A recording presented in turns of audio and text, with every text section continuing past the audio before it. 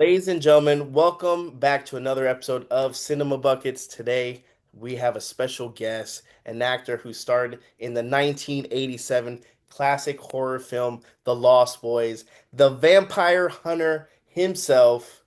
Yes, we have Jamison Newlander. How you doing today, buddy? Hey, buddy, what's up? I'm good. I'm good. Thank you for that intro. I appreciate it. Of course, it's a classic, The Frog Brother, as obviously I have my Lost Boys shirt. Gotta represent and It's a cool shirt. yeah, man, I got in one of the cons actually. It was Texas Frightmare, which is crazy. It's crazy busy Yeah, I compared don't to know the if I one. went to Texas Primer yet, but I think Now, that's on you my haven't list. gone to that one. Like I said, we met in San Antonio. Right. Totally different. It's a little bit more calmed down. Probably wouldn't be able to Right, it was talk. this time in San Antonio, right? Yep, yep. It was like, yeah, yeah. And the thing is that that was particularly subdued crowd. I mean, right? It's like that was a very, because it's their first year, I guess, and that's how it Exactly. happens usually. And it's not bad. And those are the ones, especially if you've gone to a con or two, like that's the ones you want to kind of approach because you have that little bit more personal interaction where you have time to actually sit down and have a Totally. conversation, you know? Like, and Yeah. it's cool because some of them I feel you because I feel bad because I see people like talking their ear off and I'm like, well, there's people behind you, you know. This is, I mean, you're trying to get paid too. I get it, and like, well, the other person is, you know, I'm not trying to lose money, like have you lose money because I'm talking my ear off. So Right. that's where I feel a little Totally. bit. And at the same time, at the same time, it's cool. It's important to like make sure you take your time, especially with Yeah, me, where I'm not in those long lines where you have to just be like, "What's up? Hey, sorry," like I get to talk a little bit, even if there's a line, I'll talk a little bit with people. you know, You definitely. know, It's a kind of it's 50-50 and I think you do a great job and like I said the con was good. I'm glad that we connected and stuff and we can talk a little bit about your history and how you started in acting and stuff. You grew up in New York, no?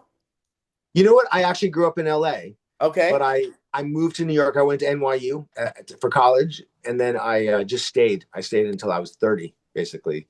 Nice. And so that was I mean, that was amazing. I mean, growing up in LA and getting my teens in the 80s in LA, and kind of being a part of the 80s in some way, and then to get the 90s and my 20s in New York was really amazing. So you got kind of the West Coast and East Coast. What do you like about the West Coast? Because I think you live in the West Coast now, right? Yeah, I'm back in LA, and like, Okay. I've been here for about 25 years actually. It's Okay. weird that long. It seems like still we moved back, but um when I lived in New York, I loved New York. Part of the thing was that living in LA as a kid, it's all the same. Every day is sunny, 80. You don't understand adversity. Like you don't understand, you know. I mean, that's sort of dramatic way of putting it, but it's like there was something to weathering the seasons and being in a place that was kind of more like a lot of other places, where you had winter and stuff and Yeah, could yeah. wear sweaters, I guess. I don't know. Mhm.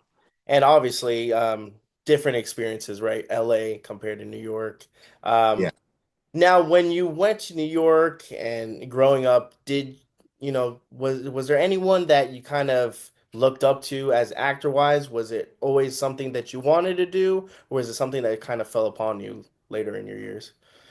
So, first of all, um the actor you talking about, like famous actors that I like saw that were Yep. influences.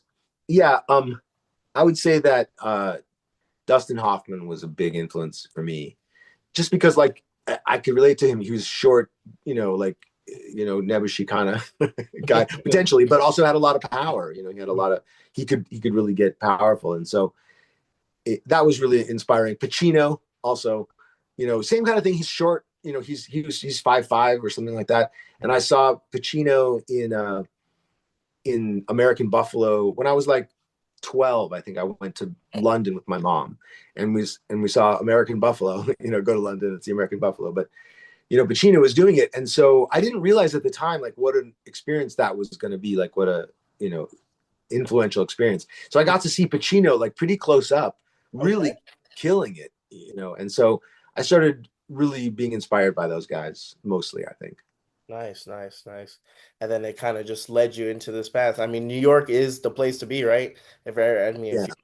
you want to be an actor, you want that New York's the spot. What were your As they small? say, if you could make it there. I mean, yeah, you can make anywhere, right?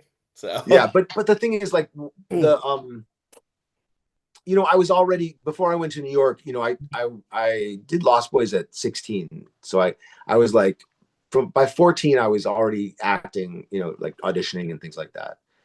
And then going to New York was like yeah, you know, let's I loved theater, you know, and I loved you know, theater to me is a really special experience, you know, and I really feel like passionate about theater, you know, and that sort of value to society, the connection between a performer and an audience, and you know, and everything. And so I thought, you know, let me parlay this Lost Boys thing into like a cool theater career in New York, and that didn't exactly work out. I had a theater career in New York, and you know, regional theaters and stuff, but I didn't really make it in New York. I think in retrospect, you know, I mean, at the time I might have been like, yeah, I'm making it, you know, but Mhm. I had to come back to LA and kind of start the film thing again. Gotcha, gotcha. Now, who pushed towards the acting career? Was it you or were your parents? Because again, you said you started at a very young age. Like, was there Yeah. influence? Your parents like, hey, you should do this, man. Yeah, totally. You know, it's fun because I just saw my mom yesterday and we reminisce about this stuff. My mom was really, you know, I might get emotional, No. you know, just because by the way, I get emotional sometimes, you know, I'm an actor, you know, so like it just kind of passes, you know, so don't worry about it. Hey, go with it. I lived with four women in my life. Trust me, man. Yeah, exactly. I was raised by women, you know, so it's Exactly. Me too. So don't worry.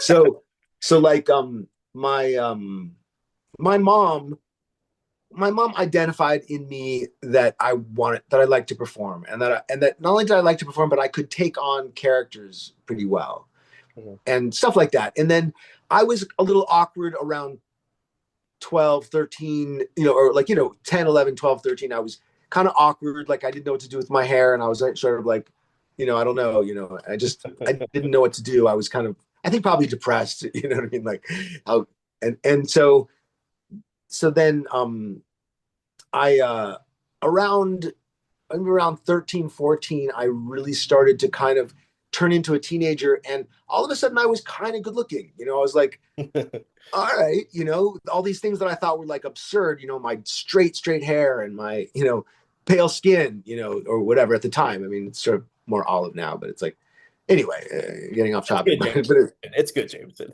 thanks. Yeah, so like all these things, you know, and it was like cool. And so my mom was my mom was pretty social. She had a lot of friends, and there was a friend of hers that came over, and she was like, "Look, you have a great look for commercials and stuff, and you should do this." Her son did it, so she introduced me. She introduced us to her agent, to her son's agent, Okay. and so that's how it happened. It was my mom. I mean, but it was my mom identifying something in me. We all like to think. I mean, that she wasn't just pushing me. I mean, I don't think she Definitely, was. definitely. Of course, of course. That's awesome. Well, there you go. Go mom, okay? Yeah. And mom still lives out there in California? Yeah. She lives, you know, 20 minutes away or so, and you Cool. know, it's weird. I mean, it's so you know how it is. It's like you could live that close to someone, and I still don't see her. You know, I should see her every week. You know, because Yeah. she's awesome. You know, but you know how it is. You know, I see her probably like once a month or every couple of weeks or something. Well, yeah, I have the crazy benefit. Like my mom lives in Miami, but she works from home, so I have an extra room in the house. So she Ah, so she can great, come hang out, fantastic, watch the kids, hang out with the kids, be as with my sons and stuff, and then she and can work. fly back and go back and forth. So it's really I've been blessed to still have her. A lot of people don't have their parents. My Yeah, dad passed away three gratitude. years ago, and I Yeah, mean it sucks, but you have to I think cherish the moments. A lot of people take it for granted. They really do. So totally. And even now, I'm on some level taking my mom for granted, but it's like you know always a good reminder that yep, yeah, yeah, absolutely. Yeah. But let's talk a little bit about some of these films. What was your first film ever? Okay, so you're including TV in that. Yep, Yeah. everything. We're talking Okay. everything. Okay. So the first job, professional job I ever got that I was like a real job I auditioned for was this Pearl Vision commercial when I was 14. Mhm. And that was a huge deal. I'm not somebody who can just walk in and book commercials like constantly. Of It has course. to be the right commercial, and I'm like tricky in that way. So it was huge. That was huge, you know. And then maybe a few months later, I booked a TV show for a Lutheran organization. That's all Okay. I knew. I was like, It was a Lutheran organization, and and it was just the same, like doing. It was like maybe a little more wholesome than like other stuff I was mhm. doing, but it was like cool, and then I was just kind of off and running. And at the time, it seemed like forever that I was working, but between jobs, but I guess I was working quite a bit. You know. Yeah. And there's anything that like maybe someone recommended because like again starting off so young like was there anyone talking about like hey these are like the perks or this is the way like not to get taken advantage of especially in that business right because I've talked to actors and they're like yeah I wish someone would have gave me a little heads up on this and that or is it something that you kind of learned on your own eventually? It's interesting. I mean, I think that it was something my mom was aware of Okay. that I didn't think about that much. And part of it is that I think that we were raised pretty aware in that way. Mhm. Um, and so like that, and also that I think there were ways that she was looking out that I didn't realize. Like I don't think she would have just let me be alone in with a director or something like that. We never that never came up, but I don't think she would have allowed that kind of thing. Because you've seen all these some of these cases and stuff where not now, especially nowadays, right? That everything's like kind of bringing back of these child stars and stuff and situations and it felt like the parents were kind of just not oblivious, but like, hey, he's with director, he's with that guy, he maybe trustworthy is the right word, with Yeah, people, huh? I could see that. I mean, it's like I interacted with families that were real industry families where the kids were working a lot, Okay. and I feel like those are the ones that seem, well, not always. I don't know. Sometimes it's the I don't know. I don't know. I take that back. But I think that I think that uh it's a complicated question. I mean, No, I get um it. I get it. like, can you kind of repeat what the question was? I kind of got wrapped up in that Of just the situation on maybe like learning how to, find how a to like good, navigate. yeah, like a good manager or a good agent and kind Yeah. of and work away with them and how to deal with them and other people that come into play once you start building your resume and stuff. Yeah, I mean, I think that it's an interesting thing because you're these kids and all of a sudden you're dealing with business, Yeah. and yeah, the if my parents were both my parents were very hands-on with the with the career, at different times. Okay. And so it's like it's hard to imagine what it was like for people who didn't have that from their parents, and how they navigated it and knew what the hell to do. you know Yeah. and so it's like I had a good talk with Keith Coogan. Keith Coogan is, Yep. yeah. And so he's he was among the kids who were supporting their families, who and it was really an interesting dynamic like that, where they had more power and the parents were, in his case, I don't think the parents were absent, but in other cases, Mhm. that I saw with other kids, the parents were absent or they were wanting to party. They were Yep. there to party. Hmm. So it's tricky. I mean, and I think the ones who figured it out are the ones that had longevity. I don't know that I necessarily figured it out. I mean, I had the support from my parents, but they weren't industry parents. They didn't know, those kinds of things. I really did kind of have to work my own way Hmm. at some point, you know. Gotcha, gotcha. I think, like I said, I think you turned out okay. Okay, Jameson. I think you turned out Thank okay. you, man.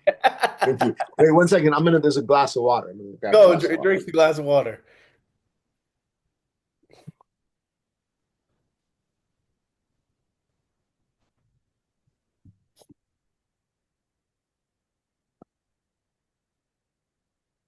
Wow, I was looking back at my setup with the light and everything. It's impressive. It's Oh, even more there you impressive for go. something. Like I said, I love the difference of having an actor and then talking about like lighting. Like, wait, the lighting is it good? And compared to, like I said, I talked to football players. They've been in their car and it's dark, and they're like, okay, are we doing this? They're like sweating from the game or Yeah, and I'm whatever. just like, oh, okay, this is gonna be great. And then I have you fumbling with a light, and it's amazing. It's great. I love it. Well, it's like you accept it from an athlete. Like the audience accepts it from an athlete. Exactly. Just go with it and go with the flow. Yeah. Um, let's talk about how you got the gig for the Lost Boys. Hmm. Everyone, So you don't know it, go ahead and go and watch it because again, one of my favorite vampire, Joe Schumacher, amazing director. Go ahead. thank you, man. Thank you. It was of course, an amazing experience. Yeah. Okay. So I had really kind of built up some excitement from my agent. I was working a bit, and stuff. And there was this casting director, Marion Doherty, who ended up casting Lost Boys, or one of the casting directors on Lost Boys. Okay. Um, she she liked me. She brought me in for a couple things. She liked what I did, kind of thing. She wanted me for this other project, but it didn't work out. And so I kind of, that's a good head start, Yeah, already in a definitely. situation like that. And so she brought me in kind of probably like with an introduction of like, I know this kid, he's a good actor, whatever she said. And she was known for that, by the way. She was known for finding new talent. See, I got a notification. And so the other thing I had in my corner is that Schumacher was friends with my acting teacher. Okay. And yeah, and he actually spoke at my acting class, like I don't even know how long before, probably only a few months before. Because he was promoting St. Elmo's Fire, and he was, I guess, doing a favor to Lynette, to my acting teacher, of being like, he's a big director now. He comes in and talks to the class. It's good for her, etc. And so I could reference that. I mentioned that, and I could say, I said in like Lynette, and he was like, "Oh, Lynette, I love Lynette," and it's like boom. I mean, Got it. couple of good things in your corner right there, like he loves my acting teacher who Okay. who happened to love me. I mean, Mhm. as acting teachers, they love their students, or love them or hate them, I don't know. Anyway, so that was good. So when I came in, I was confident. I was also in a groove on fitness, and also on auditioning. I'd been auditioning a bunch, so I was like in a bit of a groove. And I was, uh, the way I look back on it, I wasn't always confident in the Mhm. room, but in this case, it sounds to me like I was. I mean, when I think back, I was acting pretty confident. Yeah. And so I read, and he really liked me. Um, um, and then I didn't hear from them forever, Mhm. like 3 weeks. It was like, that's forever. It's like, you didn't get the part. If you didn't hear from them for 3 weeks, you didn't get the part. It's kind of the It's conventional wisdom at the time. And so, all of a sudden I get this call to come in, and I was like, awesome. Oh, cool. This project's not dead. Great. And I come in, and, guess who's there in the waiting room is Mr. Feldman and so that's where Corey and I met in the waiting room. And like, we hit it off pretty well. yeah. We were sort of similar in a way. Like we're like, I don't know, sort of jaded, trying to be cool, about the same age. Mhm. He had done a lot more. I wasn't really aware of how much he'd done. Like, Okay. I was, I can't really remember. I think I didn't really, I couldn't really, I think the Goonies, I didn't place him from the Goonies, and Okay. so he, he was, I mean, I knew he was, I knew I'd seen him before in Mhm. things. That's the kind of thing. It's like, and so he was, and he was like, I was like, well, like what else have you done? And he was like the Goonies. And I was like, oh, the Goonies, cool. You were in the Goonies. That's awesome. Like, who are you in the Goonies? Thinking, oh, he's probably one of the signs. And he was like, Mouth. I was like, oh, okay. Here we go. This is Mouth from the Goonies. Like, we're in the big leagues now. Like, Mhm. which is fun. It's fun to think back on. It was nerve wracking. I was again clearly having a good time. Like, Definitely. Feldman and I really hit it off. And so we read together. I think, and they were concerned about me because I hadn't done a big movie like this. They Did they ready cast him as Edgar or no? Not yet. Yeah, after that audition, Uh, they cast him. Okay, So gotcha. he got that part right away. And then they went looking for, all over town, all over New York, just looked at everybody, apparently. And they came back and they were like, didn't necessarily find somebody they preferred. And, they asked Corey. This is how the legend goes. I wasn't in the room. This could be embellished by Corey, but I do think something like this happened, that they were like, Corey, what do you think? This is your brother, what are you going to, and he chose me, Oh you wow. know? Yeah.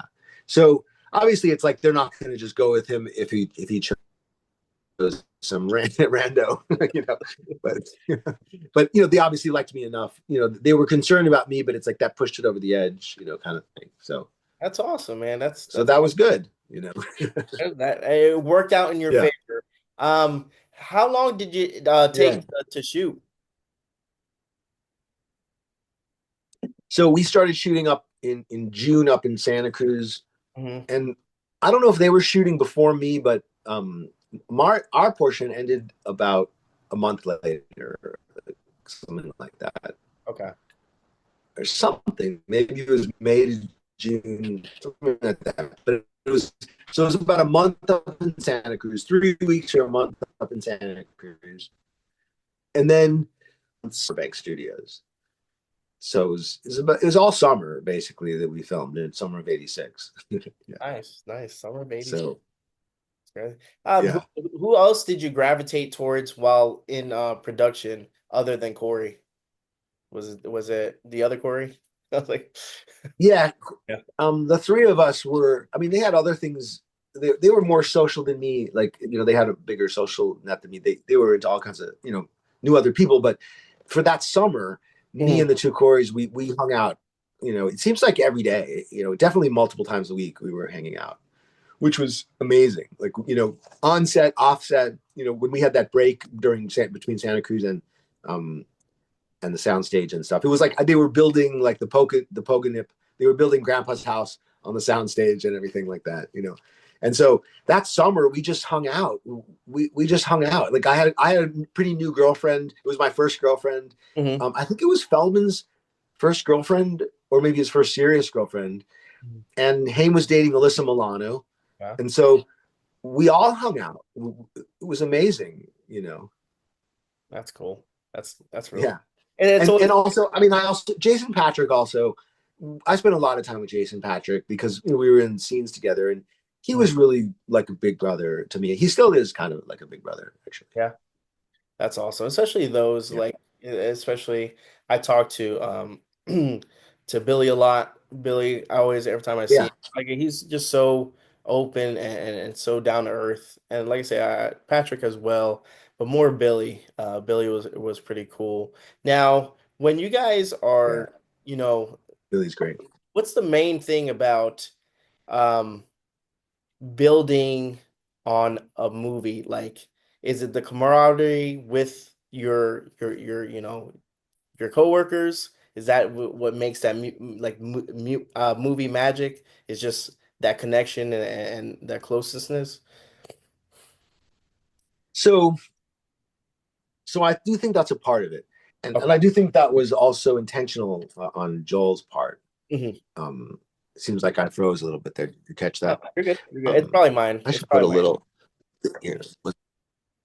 One second. I just want to put a little sound thing there. I don't know if that'll make a difference. There you go. I love Um, it. Just keep going. so is that better? Yeah, Kidding. no, it's good to me. So wait, where were we? We're talking about the Uh, camaraderie and building a oh foundation yeah, here. yeah. So like I know that like the connection that the Lost Boys had together. Part of that is that Brooke and Billy were already tight. They were already pretty tight, but also just that they spent a lot of time together. They really hung out together, Mhm. and so I think that piece of it is intentional from Joel, and you can see it. You can see on the screen somehow that that they're connected. And same thing with me and Feldman. Mhm. Like, he really encouraged us to, like, we just hung out. We went to the boardwalk. We hung out at the pool. We sort of shot on weekends in Santa Mhm. Cruz. So a lot of time during the week, we were free to just like run around and ride our bikes around, and it was like so fun. And it was the first time like I had a hotel room myself. Like I was like 16, I had my own hotel room. It's crazy. It's great. And so I forget where I was You're going. talking about the building friendship and just like on and off screen. Yeah, yeah, yeah. And so I think that's the case definitely with me and Feldman. Part of why we worked well together and why that worked. That Mhm. dynamic. And so I think that is a big part of it. I mean, I think there's kind of like if you go up one layer to see that it's really Joel's vision, to include that, and then also the other things that he did to make sure that not only was there the camaraderie, but there were the people that he wanted in those roles. The people that he found the right people for those roles. Definitely. How was working with Kiefer Sutherland? I met him in Baltimore. They had a little signing and stuff, and I finally got to meet him. I mean, he was a great guy, but how is he when dealing with the role? Because again, you have some actors or method actors and stuff like that are kind of stuck to their role. How was Kiefer, on set, in and around?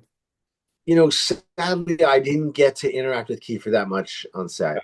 There were just a couple of moments. There was, when we had pulling his hand into the sun, Mhm. moment.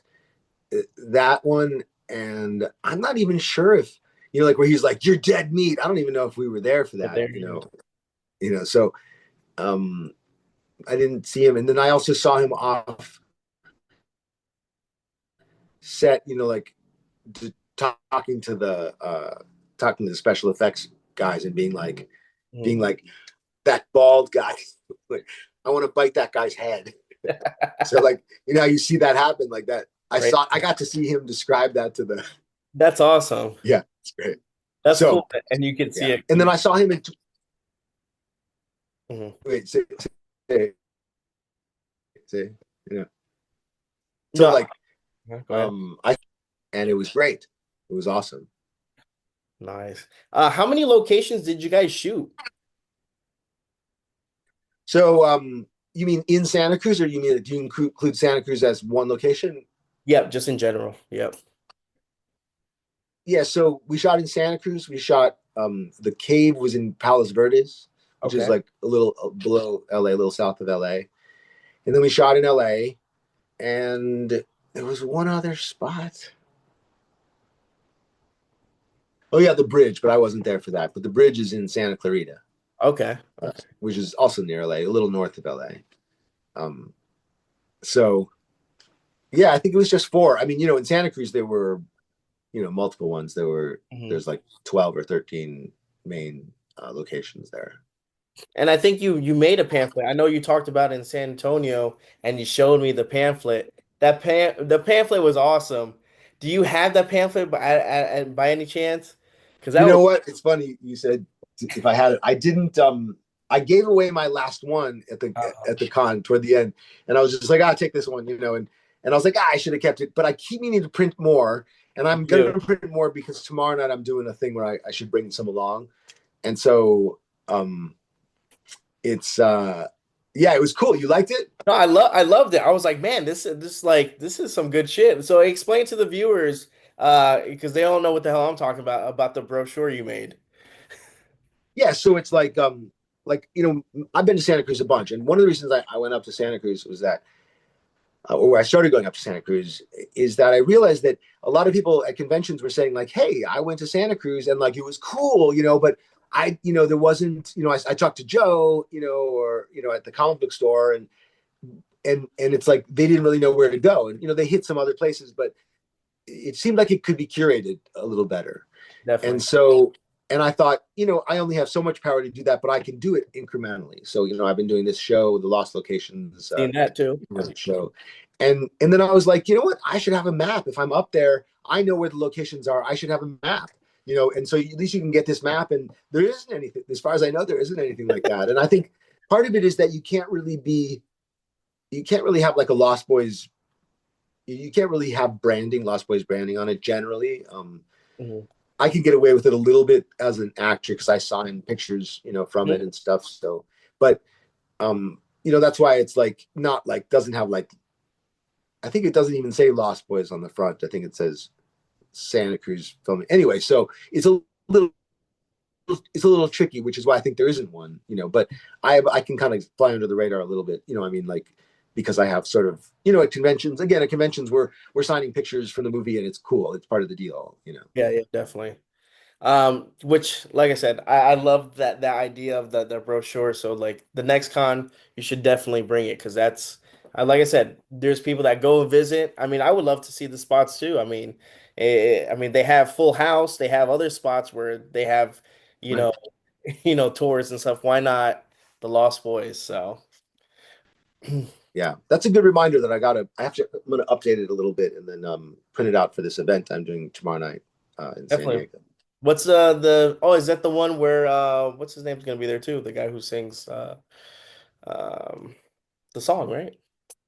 Oh yeah, yeah, G Tom Mac. Yeah, G Tom Mac's gonna be there. Yeah, it's great. So the Flux Capacitors they're this band that, like, they're obviously, you can tell from the Back to the name, they're Future like, people. Yeah. yeah, I mean, or it's like 80s and 90s cover band basically. And so um and like we met them at a convention, and it's like, we're similar, in the similar market kind of. And so they're like, we should get you out to a show. And so we're gonna do it. He's gonna do Cry Little Sister, like a different version of it. Hmm. And then I'm gonna sing I Still Believe with their singer. And like Nice. I've been working on it, and like I think I can sing that song. Actually, it might be in my range. We'll see. I might even put one out on social later to see. Do it, man. Do it. I'm all about it. That sounds awesome. I mean, it's nothing wrong to trying something a little bit different. And hey, if you do it good, you do it good, man. That's all. Exactly, exactly. I Um, mean, it's more for just the fun. We'll do meet and greets and stuff yeah, yeah, afterwards. So definitely, definitely. And you yeah, said that's in San Diego?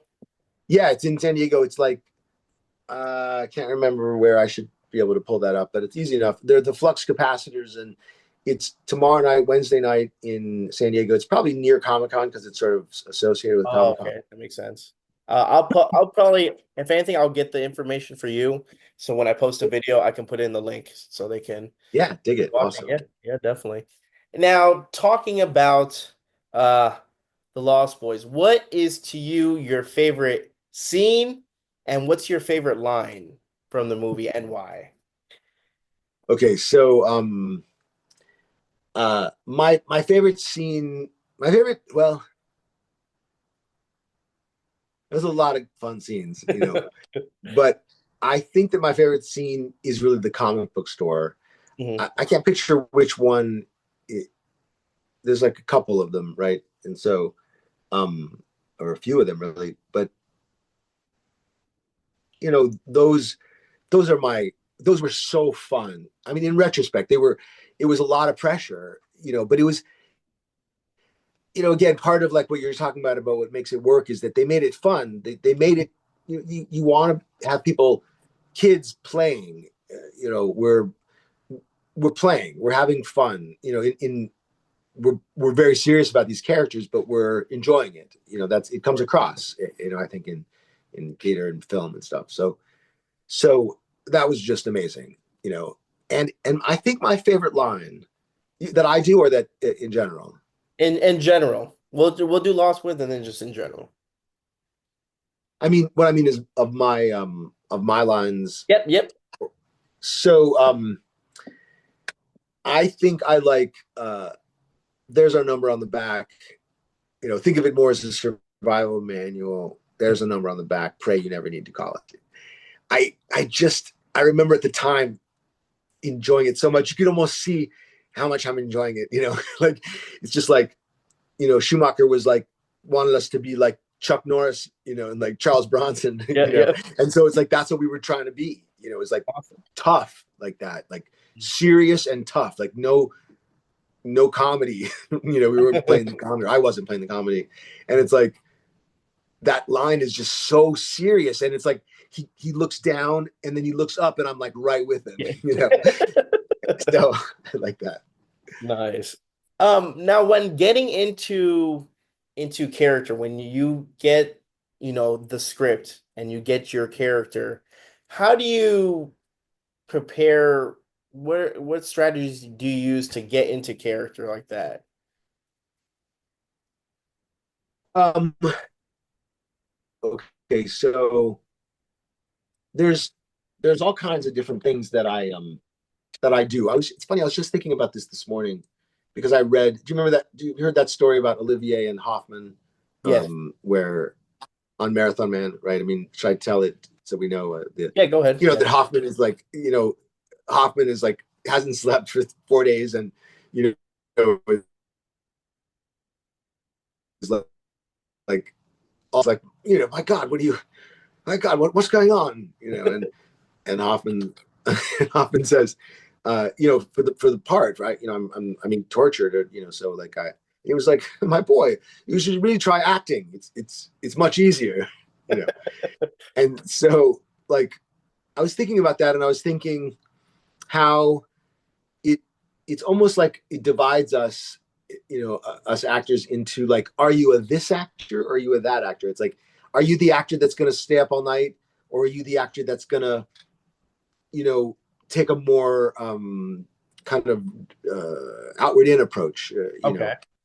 And the problem I have with that is that like when the chips are down for me, I might try either or both, Hmm. and then some third option, like I might try staying up all night if it works, So for me, it's like, what is that character? What does that character need? What is that character trying to do?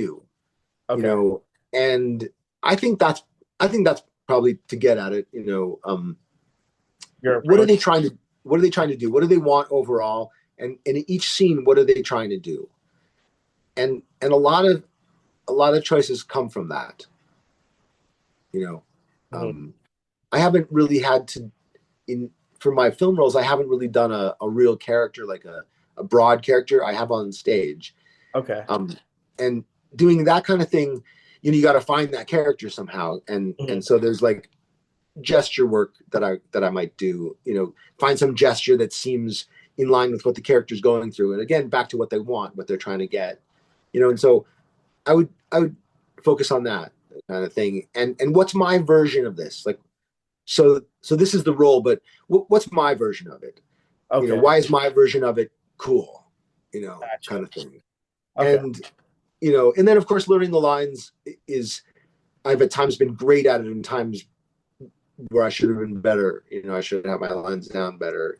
But that's hard. It's a hard piece of it, but it's also not impossible. People who haven't learned a whole play, they don't quite know that. Like, it's not like you're always trying to remember it. If you work on it over weeks, Hmm. it gets in there. It gets ingrained in your head. You know. Gotcha. So would you say that working in theater, like a play, is harder than something as a film, or it's just totally two different like ball fields? I think it's totally different. But I do think that like with stage, there's a certain discipline that you have to have, like vocally, Yeah. unless you're mic'd, but for straight theater, not like musical theater, regular theater, um, a lot of times you're not mic'd, so it there's there are vocal things you really need to do, and you need to make choices that allow you to project without, sounding like you're yelling. Yeah. And so that dictates a lot of the, and there's also like, um, there's things you got, things physically that you can do to impress an audience. I mean, impress.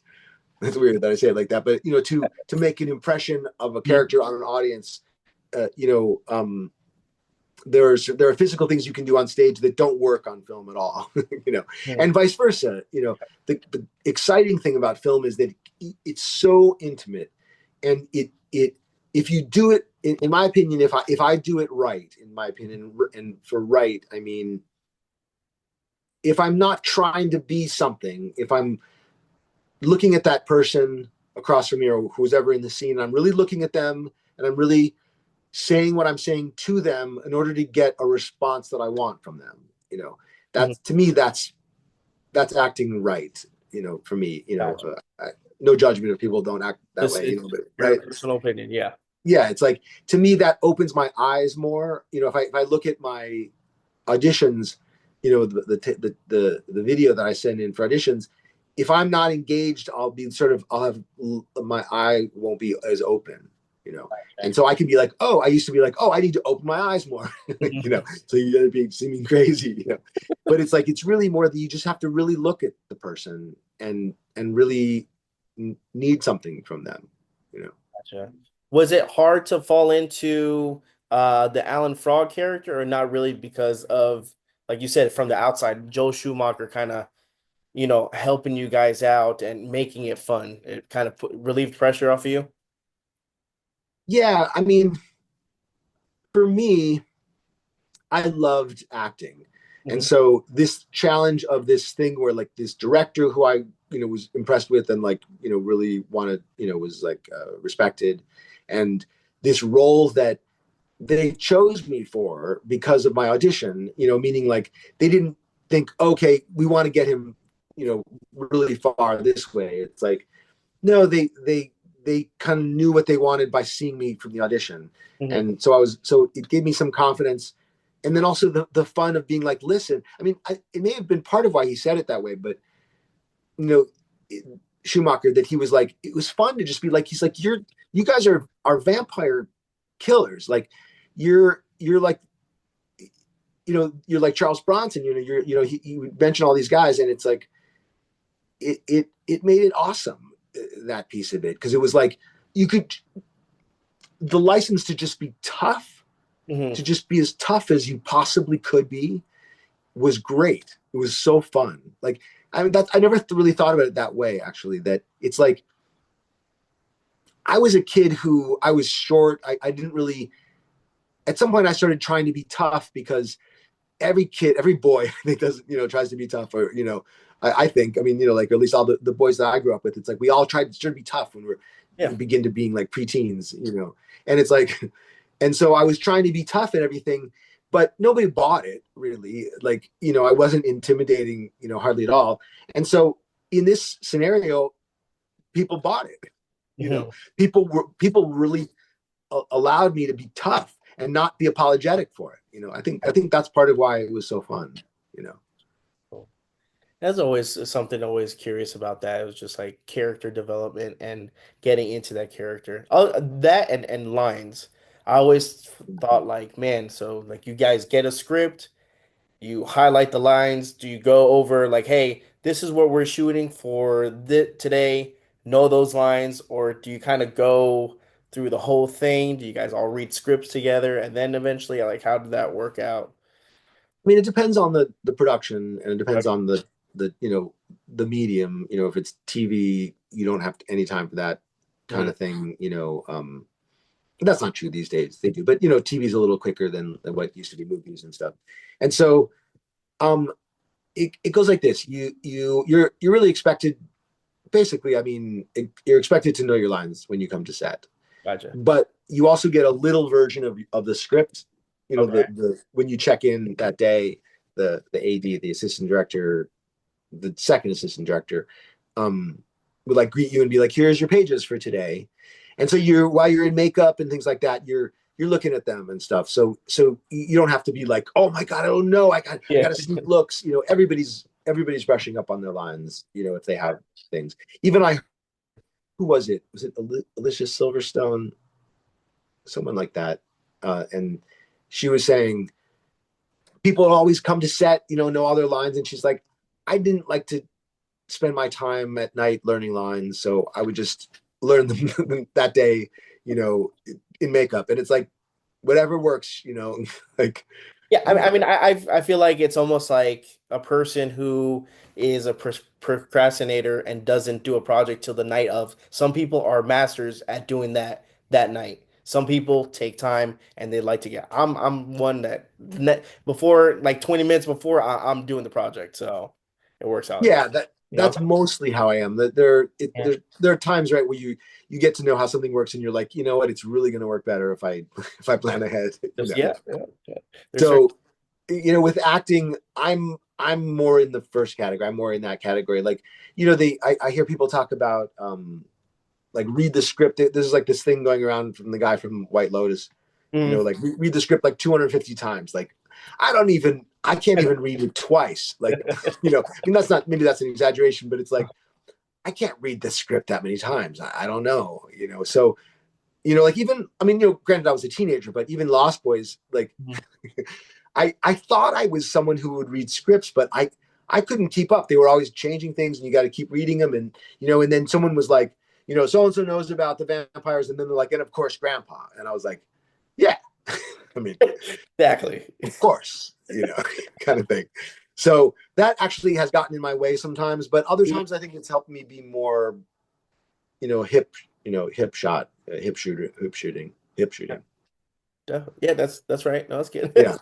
I mean, you also have the situation where, like on Lost Boys 3, on the Thirst, Mhm. that Feldman, it's like my big scene that I was like coming back, like do this big scene. And that morning, Feldman's like, you know what? I decided to change the dialogue. And I was like, okay, all right. And so like, I'm just like, have no idea what the lines are. I'm just sort of like, I pasting lines places, and somehow it came across. I was really like, at the next day, I was kind of depressed about it. And Mhm. like people kind of could notice, I guess they were, and the producer came up to me and he was like, "What's up? What's going on? You depressed? What's up?" And I was like, "Yeah." I was like, "It was my big scene. Like I feel like I blew it." He was like, "Listen, we got a take that's great." And I was like, "Really?" He was like, "Yeah, don't worry about it. We got it. You're awesome." And I was like, "Cool. That's all I got to know." Good with it. Nice. So, but so anything can happen. Yeah, definitely. And then Um, sometimes people want to improv, and so you got to be ready for that. so and how does that work? Does like the director let you guys know ahead of time, or it's something where it comes naturally and he's like, hey, that wasn't part of the script, but we kind of like it, or does he like improvise? Like sometimes, hey, this scene, just kind of go with it. I haven't ever had a director say, say just like, hey, make up some stuff. Mm. It's usually like that's the kind of stuff that gets made up sort of in the background that gets Okay. elevated because it's particularly good. I mean, there are definitely productions, scenes where that's done a lot, Mhm. but I haven't experienced that. I have experienced that sometimes people are really strict on the script, and Okay. then sometimes it's much more loose. Gotcha. And that's kind of like once you get in there and you meet everyone, then you kind of can tell, hey, this is kind of strict compared to this is not that strict. It's a little Yeah, bit it's sort of like this, like like when first you day of get school corrected, kind of. Yeah, like yeah, like the script coordinator, supervisor, script supervisor would come up to you and be like, "Hey, listen, on that line, you said this, blah blah blah, but this is actually the line," and you're like, Mhm. "Okay, yeah, this is one of those sets where like they care about that." Gotcha. Sounds good. Um, let's talk about you said you're a dad and you have kids. How old are they? 12 and 16. So have you introduced them to the Lost Boys? Do they know like who their dad is? I've always felt Yeah, like that was always something to be like, hey, your dad was a badass, by the way. Just letting put this on so you can see. it's cool. Yeah, it's definitely uh a cool thing now.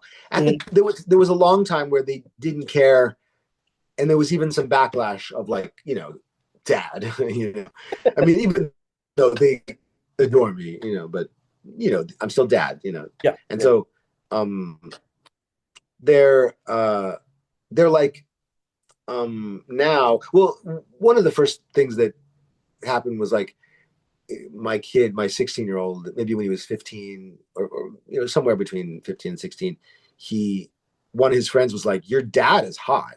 because she's looking at the picture from, when I was 16, and he was embarrassed, but it also like, it brought home that like, it's not of his generation, but enough parents are into it that if you meet someone and you're like, I'm Alan Frog's my dad, some people are going to be like, what? Exactly.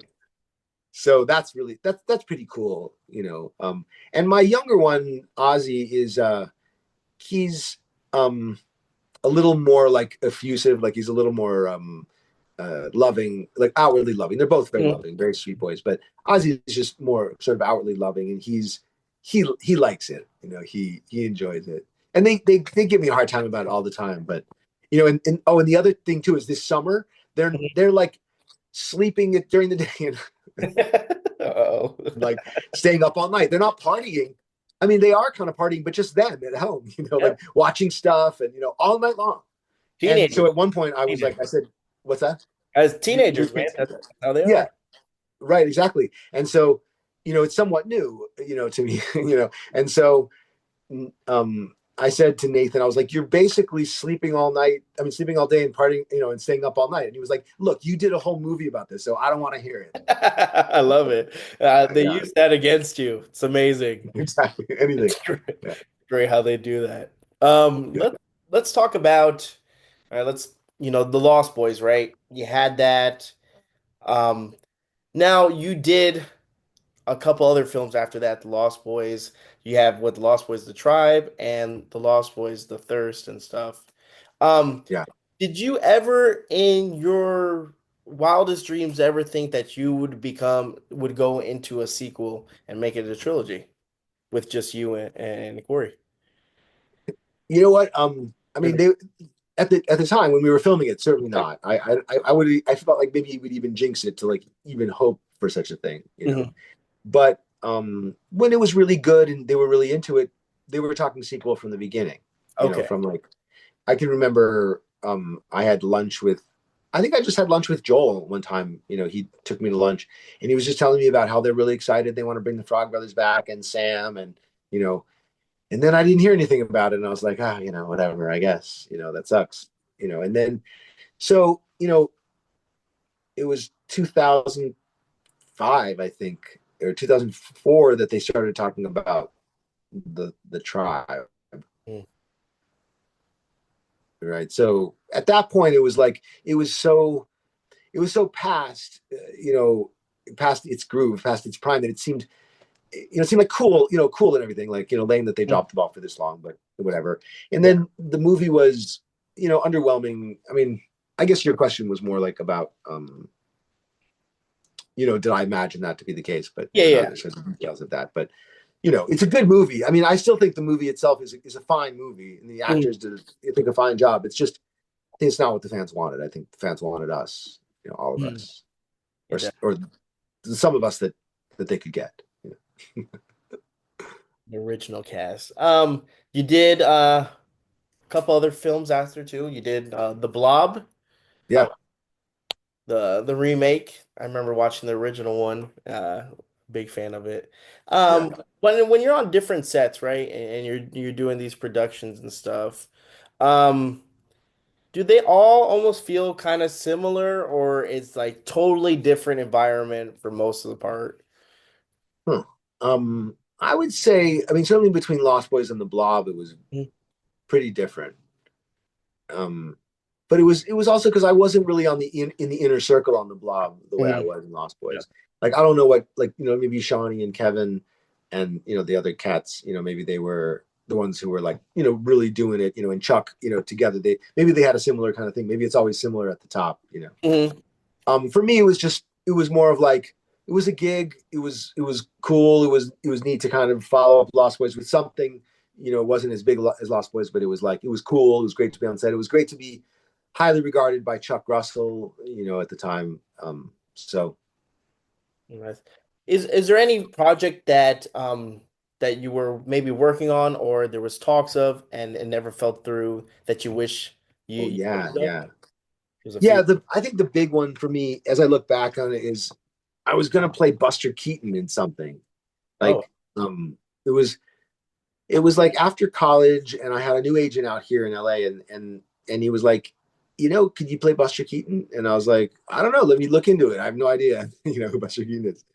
And so I looked into it, and he looks a lot like me actually, and he's sort of same-ish height. I think even shorter than me, but like, and so I put together an audition, and I don't think anybody really put the time into the audition that I did. I got the same hat that he has. I don't know if you know Buster Keaton, Yeah.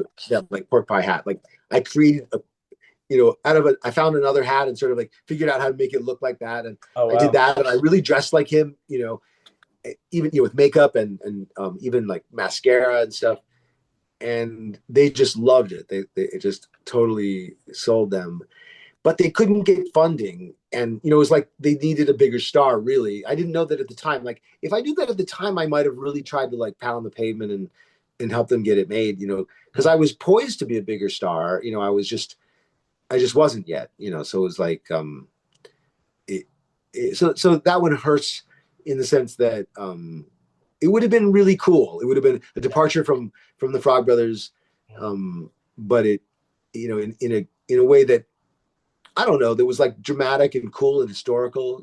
I was excited about it, so I'm bummed about that. Mhm.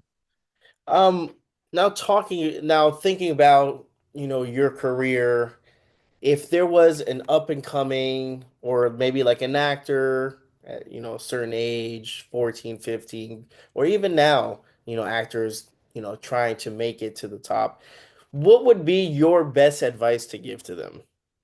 Okay, cool. I do have good advice now, or at least advice that I feel good about. Go ahead. So I would say this.